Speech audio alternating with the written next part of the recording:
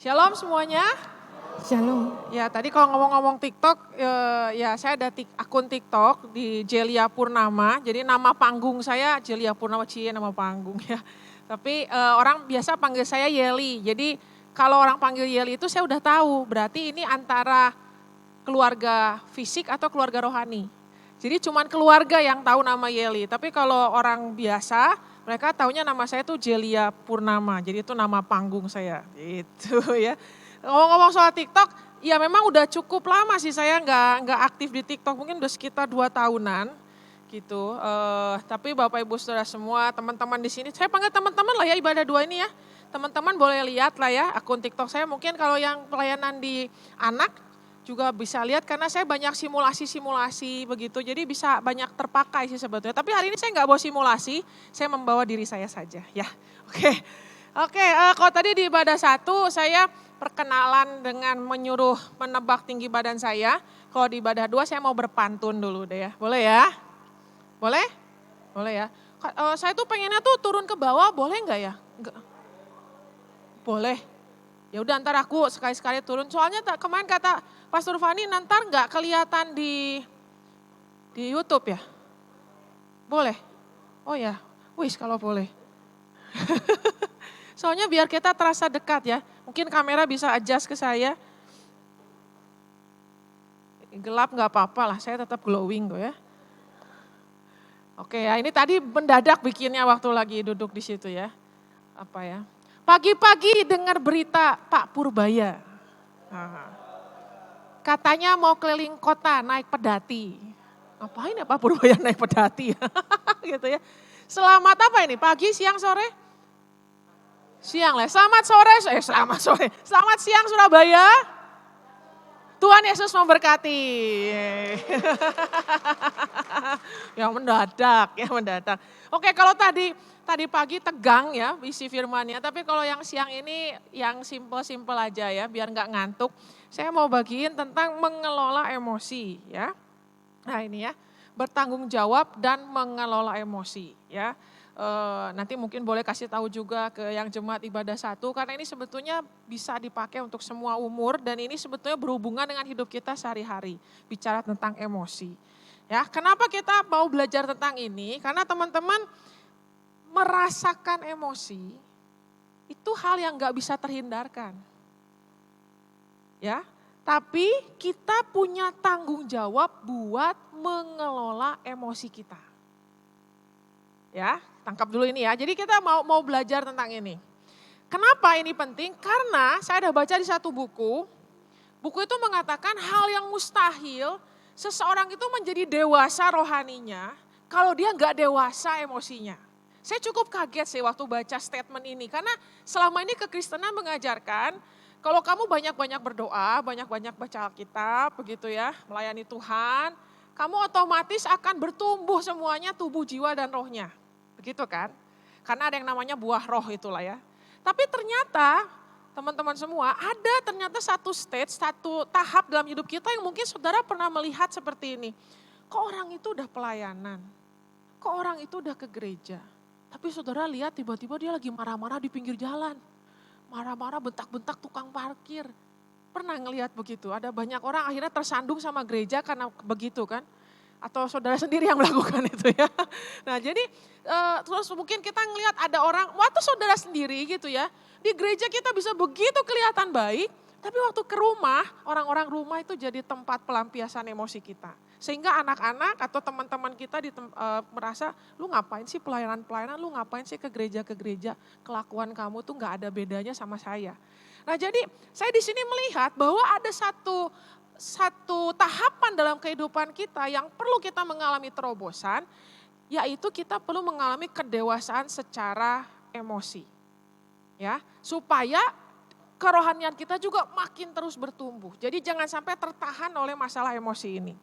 Nah, apa sih emosi itu? Nah ini sedikit pelajaran ya, karena saya pikir ini kan ibadah yang orang-orangnya lebih pinter lah ya.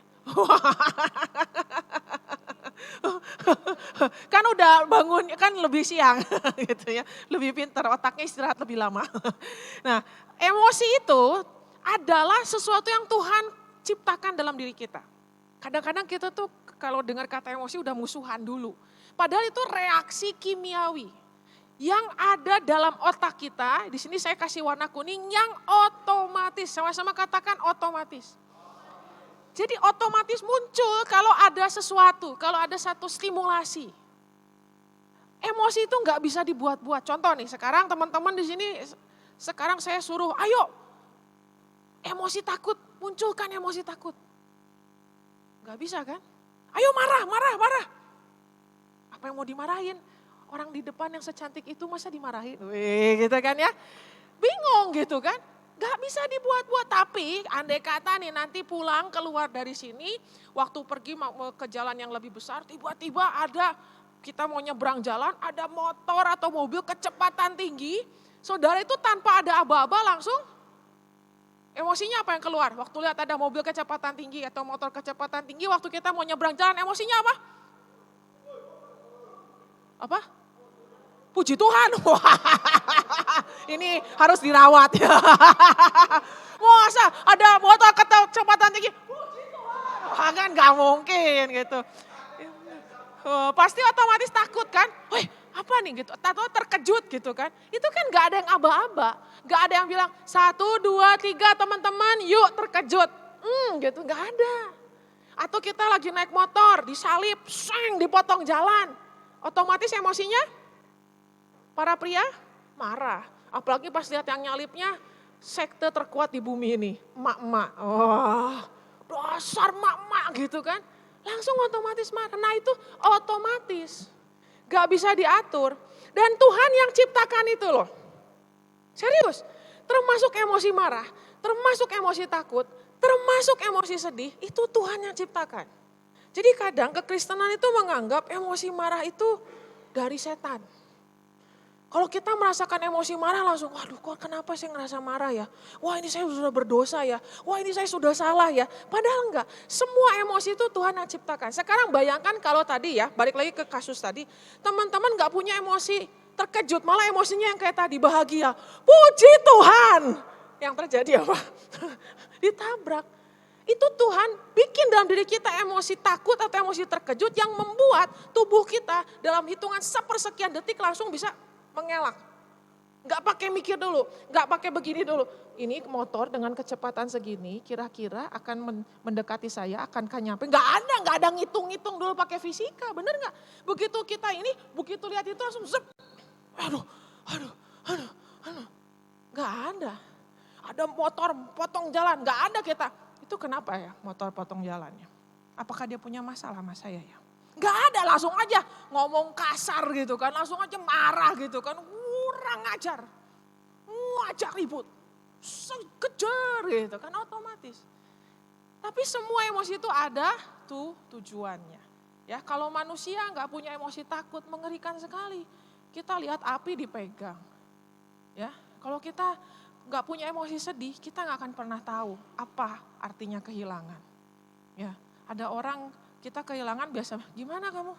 Biasa aja kali. Wah itu kan, makanya waktu emosi-emosi ini, ya makanya saya sebutnya emosi itu semuanya netral, katakan netral. Ya nggak ada itu emosi positif, emosi negatif itu sebetulnya nggak ada. Emosi baik, emosi buruk itu nggak ada. Oke, nah jadi teman-teman, kenapa mengelola emosi ini penting? Karena anggaplah ya, kamar emosi kita tuh sebesar ini. Gede juga nih ya, sebesar inilah, anggap sebesar ini ya. Itu dari kita lahir sampai umur sekarang itu diisi terus. Ada emosi sedih, ada emosi marah, ada emosi takut, ada emosi bahagia, ngisi terus. Kalau ini nggak dikelola, makin lama ruangan emosi kita makin apa? Makin penuh. Maksudnya nggak dikelola tuh apa? Ada orang begini, aduh aku stres, healing lah, healing. Orang Surabaya kalau healing kemana ya? Ya Trawas katanya, bukan ke Malang, beda. Kita bukan orang Surabaya, ini suamiku seuzon, gitu ya. Wah healing lah, udah nih pulang gereja ke Pakuwon gitu kan ya, healing. Nah beres dari healing apa? Lagi healing sih happy, udah balik healing, lihat cucian, stres lagi gitu kan ya, pusing lagi gitu ya. Jadi kebanyakan dari kita emosi itu nggak dikelola tapi dialihkan. Main game aja, main game, main game. Udah drakor aja, drakor gitu. Daripada pusing lihat anak, lihat suami, udah drakor aja, lihat yang bening-bening, wah gitu kan ya. Tapi tetap aja habis nonton drakor, stres lagi. Nah itu emosinya nggak dikelola. Waktu emosi nggak dikelola, itu akan semakin membesar. Amplified emotion akan semakin membesar. Semakin kita abaikan emosi marah kita. Makanya saudara pernah nggak lihat ada teman, saudara cuman ngomong atau saudara pernah ngalamin nggak? Orang itu tuh ngomong sebetulnya biasa aja. Tapi saudara bisa tiba-tiba bentak. Apa sih? Tapi setelah ngelakuin itu langsung, kok tadi aku marah banget ya? Padahal kan dia cuma ngomong gitu doang. Kenapa ya? Nah itu amplified. Emosi marah yang dikelola tuh jadi membesar. Ada orang tuh kalau dengar bunyi sirine ambulan gitu ya. Ada orang kan biasa aja ya, ada ambulan lewat. Tapi ada orang tuh bisa sampai panik. Ketakutan. Jadi berlebihan. Namanya jadi kalau kita overreaction, reaksinya berlebihan itu berarti ada emosi-emosi yang gak dikelola. Semakin kita mengabaikan, emosi itu nanti akan terasanya di badan kita. Pernah datang ke dokter atau ada teman saudara datang ke dokter terus bilang gini ke dokternya, kamu tuh gak sakit apa-apa, kamu sehat. Tapi jantung saya kayak mau lepas dok, kamu sehat. Tapi lambungku ini perih banget dok, kamu sehat. Nah itulah namanya disebut apa? Psikosomatis. Jadi udah emosinya itu jadi udah sampai manggil kita terus sampai dia pakai badan kita gitu. Oi, aku ada di sini loh. Tolong dong, dianggap dong, tapi kita nggak mau kelola itu, oke? Nah nanti kalau lama-kelamaan itu akhirnya jadi psychological disorder, jadi bisa terjadi masalah-masalah gangguan pada kepribadian. Ya kalau saudara pernah dengar kayak ada kasus bipolar, BPD, nah itu kasusnya dari salah satu penyebabnya itu. Nah sekarang kita akan belajar mengelolanya, saya pakai akronim ya, akronimnya BAMA. Sama-sama katakan BAMA. Nah, BAMA itu apa? Yang pertama, berhenti sejenak. Pause. Katakan berhenti sejenak. Saya baru sadar depan saya ada ibu dokter ya. Wah, berat juga ini khotbah depan ibu dokter ya. Saya kayak lagi ujian skripsi ini ya. Nah ya. Oke, firman Tuhan bilang begini. Kalau kalian marah, janganlah membiarkan kemarahan itu menyebabkan kalian berdosa. Jadi di sini nggak dibilang begini kan, kamu nggak boleh marah, nggak kan? Kalau kalian marah, janganlah kemarahan itu menyebabkan berdosa. Berarti marah boleh nggak? Merasakan emosi marah boleh nggak? Boleh. Cuman katanya janganlah marah sepanjang hari. Berarti harus ada berhenti sejenak, pause. Supaya iblis tidak mendapat kesempatan. Jadi marah itu nggak salah. Yang salah itu respon kita terhadap marah. Contoh lain lagi. Di kitab Kejadian 4, Tuhan bilang sama Kain. Ini Kain ceritanya habis bunuh. Iya benar kan, ini udah habis bunuh ya. Habis bunuh Habel, firman Tuhan datang. Bukan habis bunuh Habel. Sebelum habis ini persembahan ya, habis kasih persembahan korban, persembahan Habel diterima, persembahan Kain gak diterima. Kain kesel, Tuhan bilang, mengapa hatimu panas dan mukamu suram? Apakah mukamu tidak akan berseri jika engkau berbuat baik, tetapi jika engkau tidak berbuat baik, dosa sudah, bukan kamu sudah jatuh dalam dosa. Enggak gitu ayatnya. Tuhan enggak bilang gini, hatimu panas, kamu sudah jatuh dalam dosa. Enggak. Dosa sudah mengintip, ia sangat menggoda. Tetapi engkau harus berkuasa, tetapi engkau harus mengelola marahmu itu. Engkau harus mengelola emosimu itu. Jadi saya kan sekarang sedang mendalami tentang dunia konseling. Sekarang saya sedang dalam mengumpulkan jam praktek untuk nanti diakreditasi, disertifikasi lah secara nasional. Nah saya ada satu klien, anak muda, dia itu bilang sama saya gini, saya gimana ya Ci ya supaya tidak merasakan lagi emosi marah dalam hidup saya. Oh, saya bingung kan, oh, maksudnya gimana? Iya saya nggak mau lagi tuh ngerasain punya emosi marah. Oh nggak bisa. Terus saya tanya sama dia, memang apa yang kamu pikirkan waktu kamu merasakan emosi marah? Saya udah dosa. Saya berdosa sama Tuhan waktu saya merasakan emosi marah. Nah saya kan gak mau buat dosa terus. Saya pengen emosi marahnya jangan ada dong. Gak bisa. Saya tanya sama dia, mungkinkah seseorang itu tidak memiliki emosi marah? Gak mungkin sih. Ya berarti gak bisa. Keinginan kamu itu gak realistis, gak masuk akal. Karena di sini juga Tuhan bilang dosa itu baru mengintip. Ya, menggoda kita. Tetapi ayo kita responi dengan baik. Kita harus berkuasa atas dosa itu, ya. Mana ini nggak jalan? Teng. Marah dia.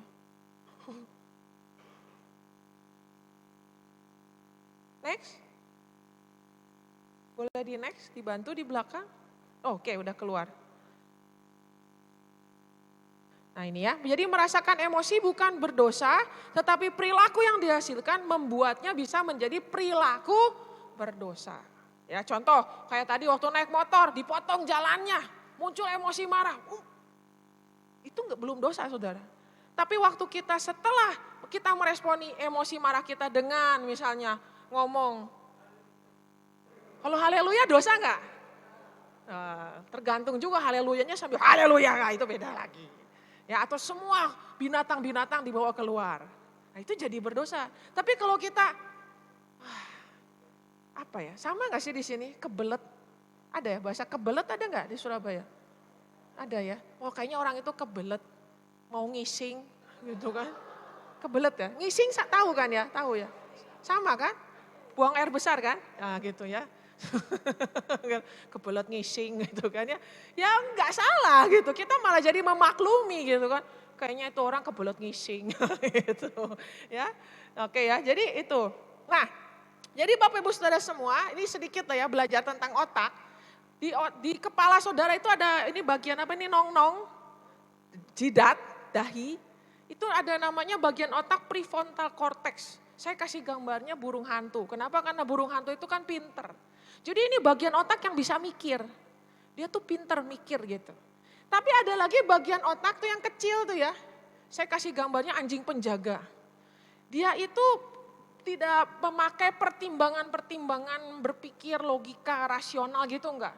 Dia pokoknya melihat situasi responnya cuma lari atau serang. Fight atau flight, serang atau lari. Contohnya tadi, waktu ada mobil kecepatan tinggi mau nabrak kita, itu bagian otak yang jalan yang mana? Amigdala. Kalau pakai prefrontal cortex ketabrak. Karena pasti kita, sebentar ini mobil kecepatan segini, oke saya harus meloncat ke kanan, ke kiri, ke depan atau ke bawah. Itu lama keburu ketabrak.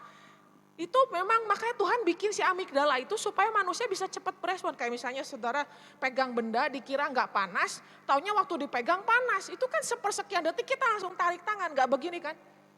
Oh panas ya, oh mulai melepuh, oke aku tarik deh. Nah itu nggak mungkin begitu, kacau itu amigdalanya udah kacau.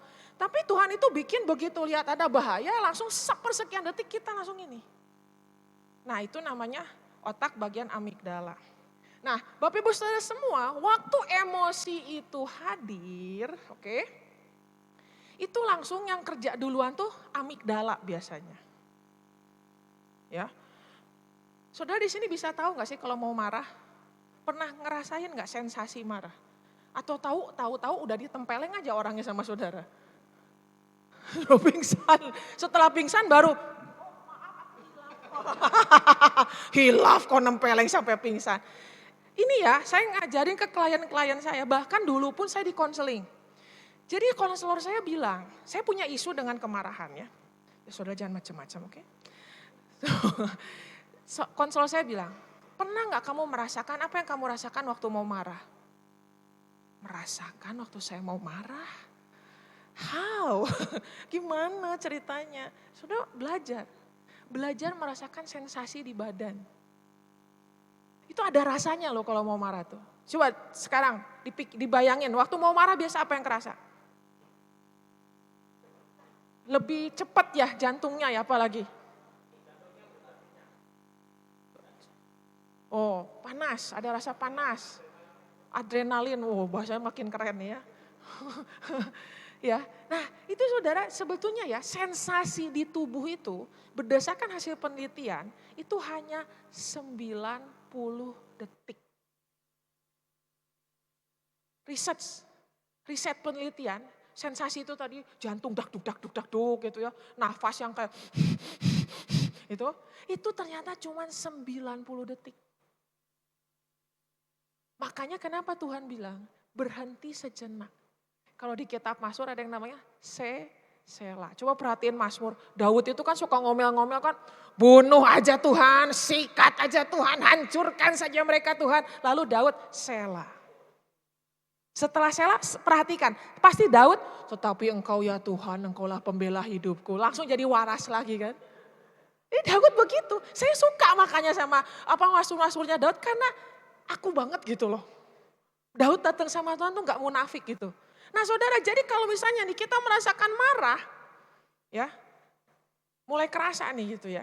Saya biasa ngajarin ke klien itu, coba setiap hari ambil waktu, 1 menit aja, saudara diem, saudara tanya sama dirimu, aku lagi merasa apa ya hari ini? Misalnya saudara bilang takut, terus saudara rasain takut itu kayak gimana sih di badan kerasanya? Nanti besok gitu lagi 1 menit aja, aku lagi ngerasa apa sih? Sedih. Nah nanti lama-lama saudara tahu tuh, oh ini aku lagi sedih, oh ini aku lagi takut, oh ini aku lagi marah. Jadi nggak langsung tiba-tiba meledak gitu. Karena udah mulai keras, kayak dulu ya waktu saya belum belajar ini, saya lihat anak saya itu kayak si anjing penjaga itu. Jadi anak saya tuh kan ya namanya anak remaja ya, suka tiba-tiba gitu kan, mama, saya ngeliat dia tuh, gua hajar juga ini orang. Langsung ngomongnya langsung berat gitu. Anak saya kaget. Mama kenapa ngomongnya gitu? Saya juga kaget. Karena amigdalanya yang saya pakai, saya tidak diam dulu. Ya udah dirasain aja gitu. Oke, saya marah. Oke, aku lagi marah. Tenang, yang di depan ini bukan penjahat. Itu anak kamu Yeli. Dia bukan maling. Saya nggak pernah lakukan itu dulu. Jadi saudara gitu ya, kalau saudara mulai merasakan sebuah sensasi di tubuh saudara, emosi marah, saudara diem. Berhenti sejenak, pause. Terus ngapain? Ya diem aja, tarik napas. Saudara sadar nggak kalau kamu lagi, saudara lagi marah, teman-teman lagi marah tuh nggak pernah nafas. Ada di sini yang marah sambil nafas? Kamu itu ya.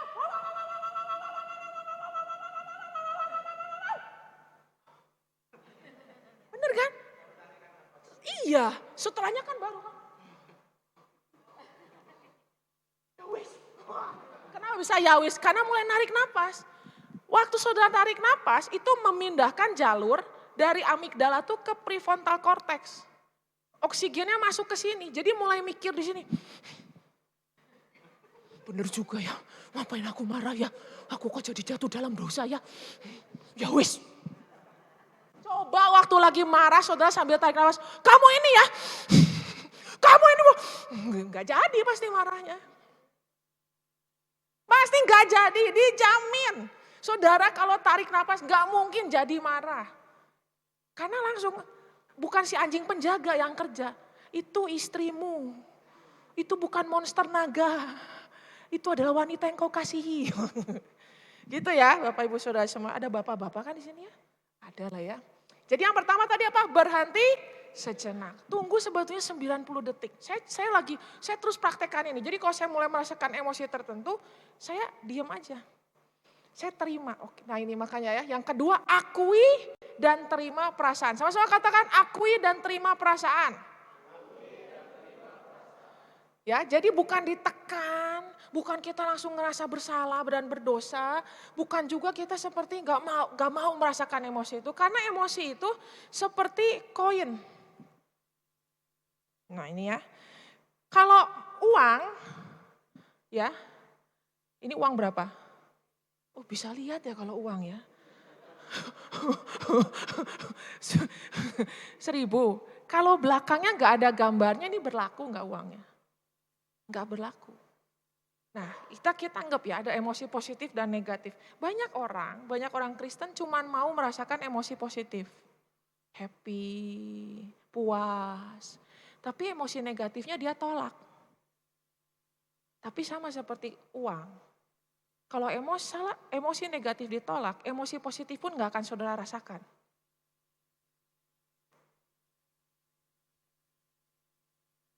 Kalau emosi sedih tidak diizinkan hadir dalam hidup saudara, saudara pun tidak bisa merasakan emosi positifnya. Bahagia tuh saudara pun gak akan bisa rasakan. Serius. Saya saudara waktu mau kuliah, konseling, saya harus ikuti tes MMPI namanya. Dari tes MMPI itu, saya tuh keluar hasilnya di diagnosa, saya itu mengalami disfungsi emosi. Ketidakmampuan merasakan emosi. Gak percaya toh? Orang model begini ya, gak merasakan emosi ya, tapi itu hasilnya loh saudara. Waktu saya dapat hasil itu saya kaget banget. Dan itu saya ngalami saudara, waktu 2 tahun lalu saya di wisuda. Tahun lalu atau 2 tahun lalu ya? Hah? Tahun lalu ya? Lupa, saya wisuda tahun lalu saya wisuda S2. Nah waktu wisuda tuh orang-orang pada selamat ya, wah kamu hebat. Tapi saya waktu lagi mereka begitu saya bingung loh. Kenapa ya mereka nyelamatin saya ya? Oke, happy, tapi kok happy banget sih mereka? Kok kayaknya mereka lebih happy dari saya ya? Asli loh, disitulah saya menyadari iya ya. Kalau saya nggak mengizinkan emosi negatif hadir, saya pun nggak tahu seperti apa rasanya emosi positif. Di situ saya baru sadar. Jadi teman-teman semua, emosi negatif itu harus diizinkan hadir. Diizinkan hadir apa? Waktu misalnya kayak tadi ya, sudah mulai merasa sedih. Ia bilang, oke, kamu sedih ya.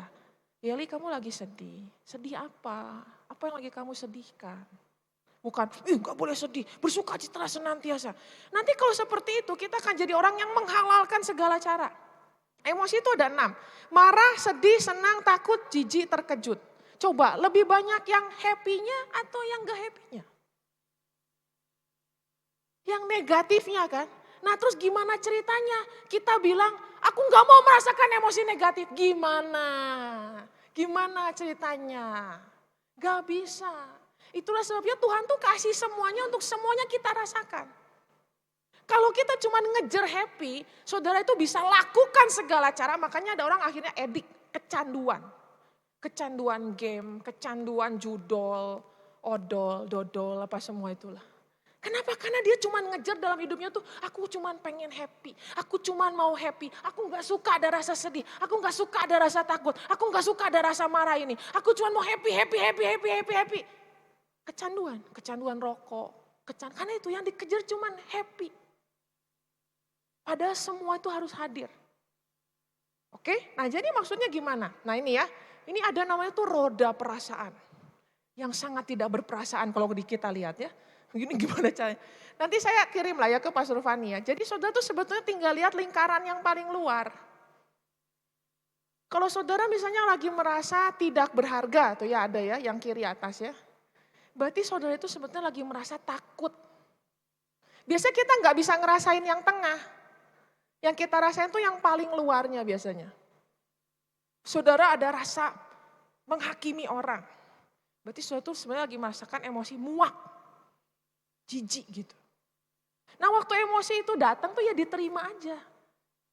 Oh aku kok merasa jijik ya. Lagi jijik sama apa? Marah itu sebetulnya ngasih tahu kita ada hal-hal yang dilanggar dalam hidup kita. Kita lagi mengalami ketidakadilan. Itu emosi marah tuh mau ngasih tahu itu sama saudara. Emosi sedih hadir untuk apa?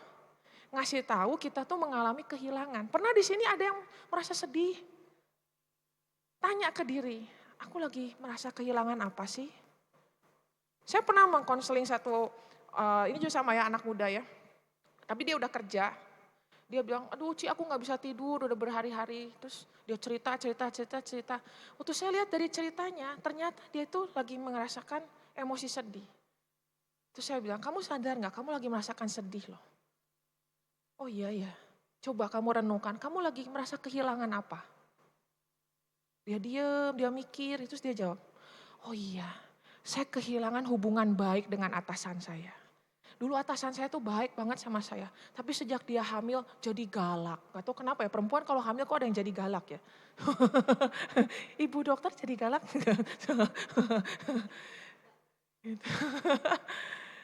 Lalu di situ dia akhirnya menyadari, oh iya aku tuh lagi merasa kehilangan hubungan baik ya. Iya, makanya kamu rasa sedih. Tadinya tuh dia cuma, aku tuh sedih, galau gak jelas gitu loh. Tapi begitu dia sadar, oh aku tuh ternyata lagi kehilangan hubungan baik. Ada lagi mungkin yang kehilangan kesempatan. Ya sedih itu nggak, kehilangan tuh gak selalu harus bilang kehilangan orang yang meninggal ya. Macam-macam, kehilangan kesehatan, itu wajar kalau kita sedih. Ya, kalau takut itu ngasih tahu apa sih? Ada hal-hal yang harus dipersiapkan. Aduh aku besok nge-WL, takut Udahlah aku gak mau nge-WL lah itu kan. Karena dihindari gitu rasa takutnya. Justru, oh aku takut, apa yang perlu aku siapin lebih lagi ya. Aku kurang persiapan di mana ya. Bukan lari, kalau pakai amigdala kan takut. Ya udah jangan nge-WL, lari gitu kan. Tapi kalau kita pakai prefrontal cortex, oh aku lagi butuh nyiapin apa? Apa yang perlu aku persiapkan lebih lagi untuk menghadapi rasa takutku. Oke, itu yang kedua ya. Sekarang yang ketiga, minta pertolongan Roh Kudus. Sama-sama katakan. Nah, apa itu minta pertolongan Roh Kudus? Nah ini ya. Pemazmur di sini bilang, mengapa engkau tertekan hai jiwaku dan gelisah di dalam diriku? Berharaplah kepada Allah. Jadi ini di sini pemazmur tuh lagi galau, lagi gak enak emosinya, lagi merasa tertekan. Mungkin hari-hari ini juga atau hari-hari ke depan teman-teman akan mengalami situasi seperti ini. Dan saudara, kalau tadi saya bilang emosi itu diciptakan oleh Allah, ternyata untuk apa? Untuk kita membawa kebutuhan emosi kita sama Tuhan. Jadi bukan emosi kita itu membuat kita jadi jauh dari Tuhan. Ya ini kan masalahnya memang ya, kalau di gereja itu kan kita suka ngomongnya gitu kan. Mari jemaat Tuhan, datanglah ke baitnya, Mazmur 100 katakan dengan hati bersyukur dan dengan sorak-sorai. Ya aku mana bisa datang sama Tuhan, hatiku lagi nggak pengen sorak-sorai.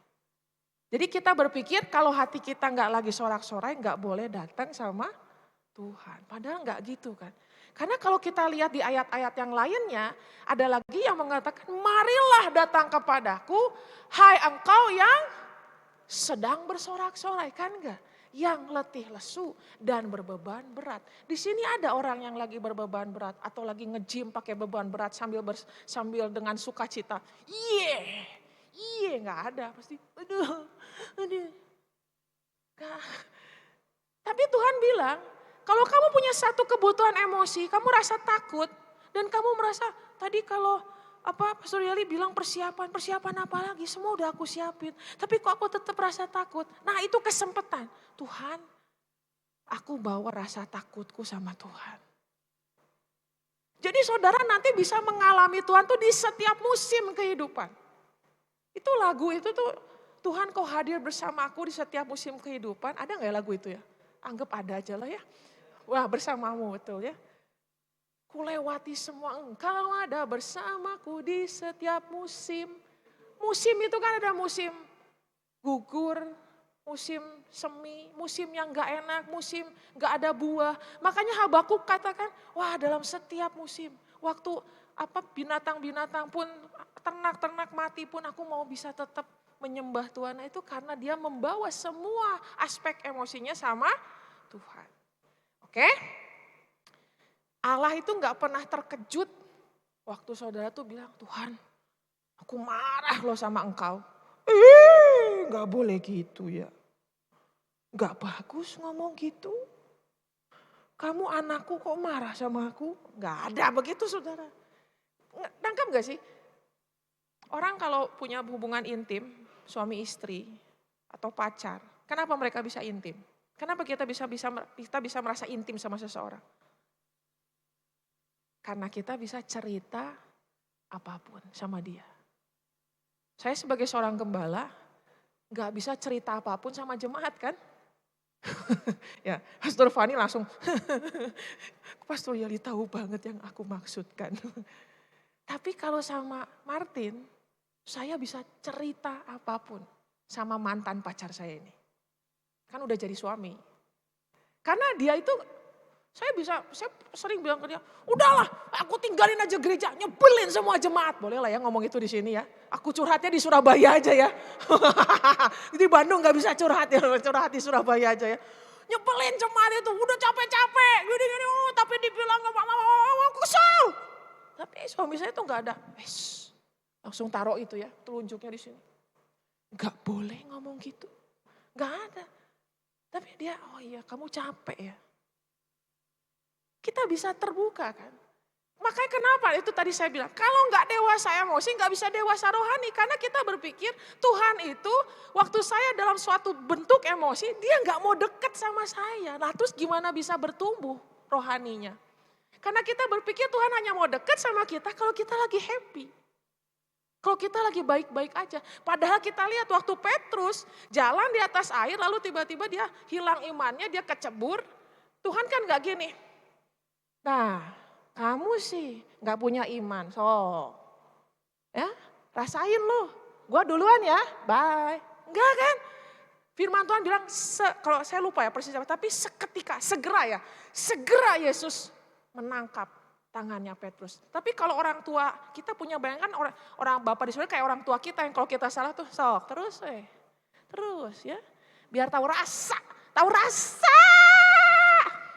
Jadi kita berpikir waktu kita dalam masalah juga Tuhan tuh begitu sama kita. Biar tahu rasa. Enggak saudara, enggak gitu cara mainnya Tuhan ya. Oke, jelas ya. Sekarang terakhir ya.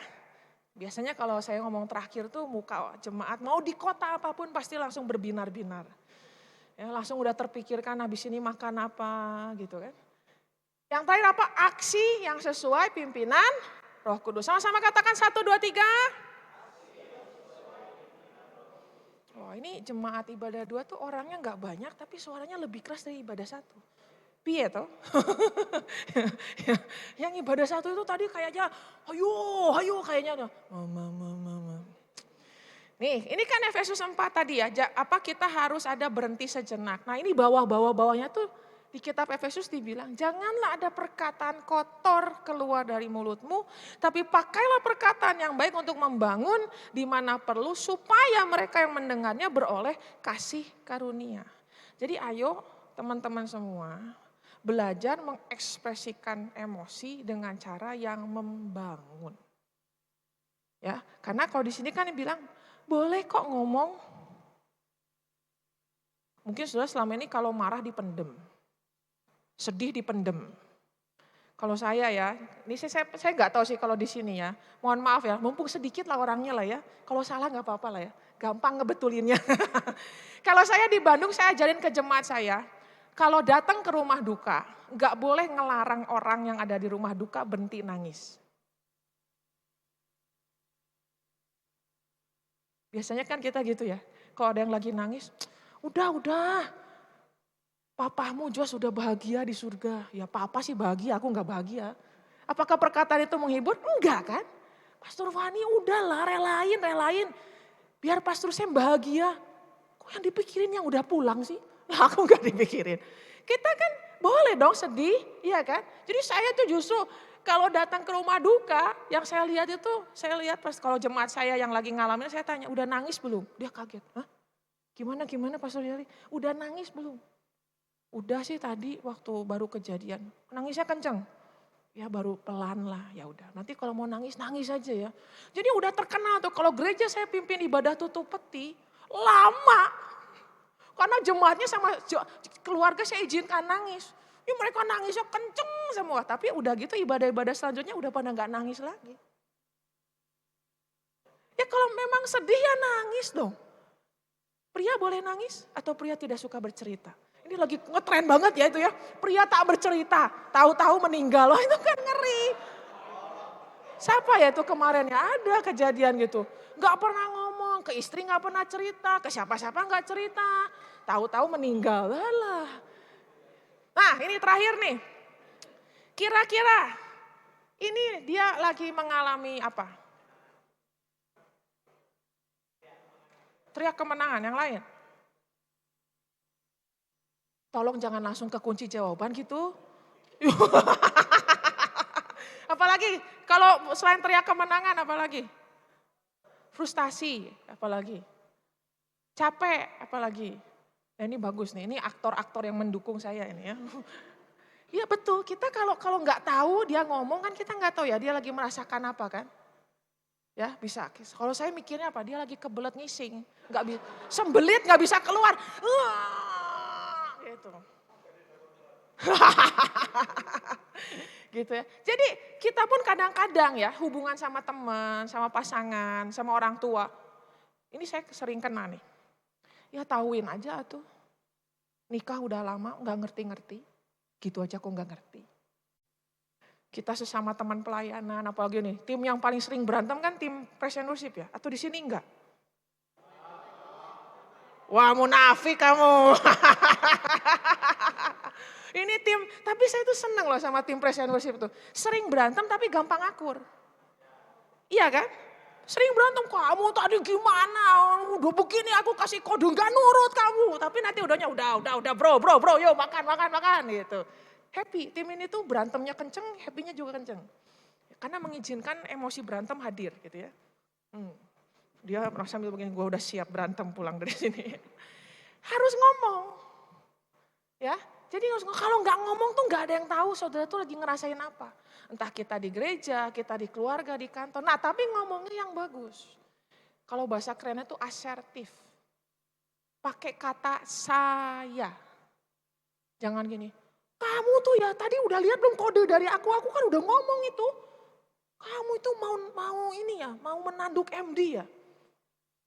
Kalau kita diomong gitu kan perasaannya gimana? Kamu siapa sih namanya? Susah banget nyebutnya ya. Giber now. Oh iya. Perasaan kamu kalau diomongin gitu gimana? Sedikit marah ya. Dia berusaha supaya terlihat rohani. Sedikit marah ya. Tapi coba kalau ngomongnya gini ya. Giber, saya merasa kamu tadi tuh gak ngikutin yang aku mau loh. Aku kan udah kasih kode gini.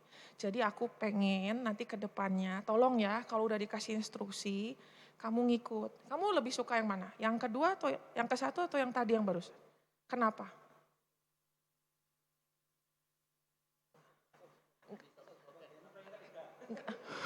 Yang ketiga gampar. Karena yang kedua itu nggak nuduh. Ya, kalau yang kedua kamu jadi aser tuh ya, coba pelayan Tuhan datang tuh yang tepat waktu, sembarangan sakarepmu. Tapi coba kalau kita ngomong, saya merasa kecewa waktu tadi kamu datang terlambat. Kamu sebagai aser, next time tolong ya datangnya tepat waktu. Kan nggak nuduh. Nah kita kadang tuh kamu, tapi pakai saya. Pak, saya tuh sebagai istri merasa sedih kalau papa nggak cerita. Jadi saya berharap kalau ada apa-apa cerita dong. Jangan ikuti pria tak bercerita. Tahu-tahu mati kan itu. Ya, jadi hindari menyalahkan, jelaskan kebutuhannya. Pengen apanya tuh dijelasin. Tuh gini nih, saya merasa ini formatnya udah tak bikin ini. Tinggal diisi titik-titiknya. Ya. Saya merasa apa, ketika kamu apa, saya berharap supaya kamu apa. Ini memang aneh sih, kalau orang timur aneh ya, tapi harus dilatih. Pastor Fani, saya saudara mau protes sama Pastor Fani atau sama ini Pastor Joshua. Pastor Jos, saya merasa marah sama Pastor. Kenapa? Saya merasa marah ketika Pastor Jos itu nggak bagi-bagi uang sama saya. Jadi saya berharap Pastor Jos tolonglah ada bagi-bagi uang supaya saya merasa bahagia. Nah, jadi enak gitu ngomongnya. Jangan, Pastor Jos, kamu tuh cuman gara-gara anaknya Pastor Sam. Kamu ada di posisi seperti ini. Kamu tuh gak layak ada di posisi ini. Ya aku ngomong gini soalnya Jos aku ngalamin begitu di gerejaku. Kan aku gak bisa curhat di Bandung ya. Aku curhatnya di Surabaya aja ya. Tak buang jauh-jauh. Dari baratku buang ke timur kayak firman Tuhan. Aku di Bandung diomongin gitu loh. Ada jemaat datang sama saya, dia tunjuk-tunjuk saya. Kamu itu gak layak jadi gembala. Kamu itu jadi gembala cuman karena bapakmu gembala dulunya. Aduh hatiku tuh sakit banget. Karena dituduh, coba kalau dia ngomongnya. Gak usah sebut pastor lah, dia gak pernah sebut saya pastor, dia sebut saya tuh Y. Saya merasa marah waktu saya melihat kamu dipilih jadi gembala. Karena saya berpikir apa gitu, itu masih enak ya. Ini enggak, kamu tangannya begini terus ya, waduh.